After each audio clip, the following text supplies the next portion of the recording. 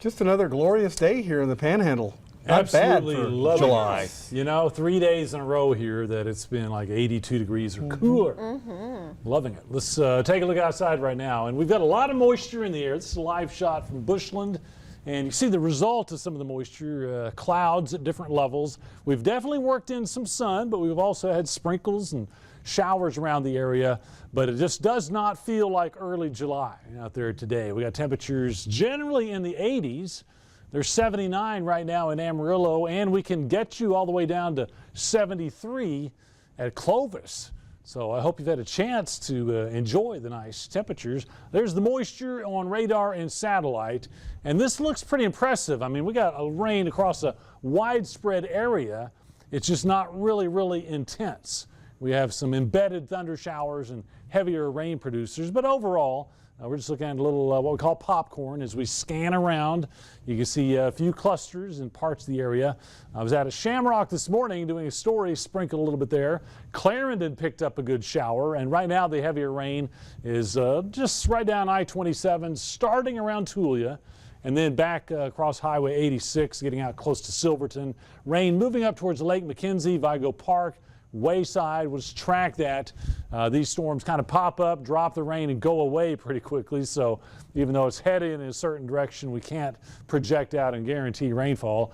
And this is why we talk about popcorn. Look how small some of these showers are. I bet you could jog through some of these and not really get too wet because they're very small. Kind of throw a rock from one side to the other. Near Dimmitt, near Friona, Bovina, out to Clovis and Melrose. That's lifting to the north. And then finally, man, you talk about little bitty guys, one northwest of Dalhart, a couple around Narrow Vice. They have to be lucky to get underneath and get any good rainfall, but we'll have some showers out there. The wind up a little bit today. You might have noticed that. We got about 15 to 25 on the wind. Bringing in a lot of moisture, though. Our dew point map is green with dew points above the 60-degree mark. That's a good supply of moisture. That's one of the reasons we've had more clouds, more showers, and below normal temperatures. Next 24 hours, well, if you're liking those nice, cool, kind of damp mornings, we will fix you up again tomorrow morning. Temperatures down around 65 degrees. And when we look at our model run, our activity here this evening projected to kind of die off by 9 or 10 p.m. should be quiet. I think the morning hours are quiet. And then during the day tomorrow, there goes our popcorn. But we may have a little better chance of storms coming out of New Mexico tomorrow night, west to east. So we're going to bump rain chances up a little bit for tomorrow, especially in the evening. Temperatures, well, let's do it again. Let's stay below normal. Yet again, most of us should be around the 80-degree mark south of Amarillo, mid-80s up there to the north. And what we really want to focus on, though, is the 4th of July.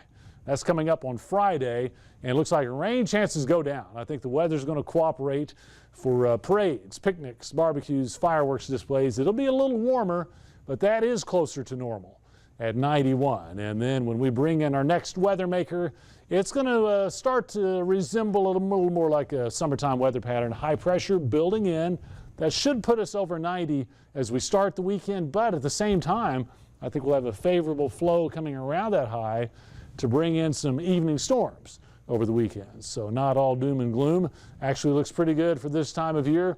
There goes rain chances back up later on in the weekend. We might even be able to raise those a little bit more when we start to fine tune.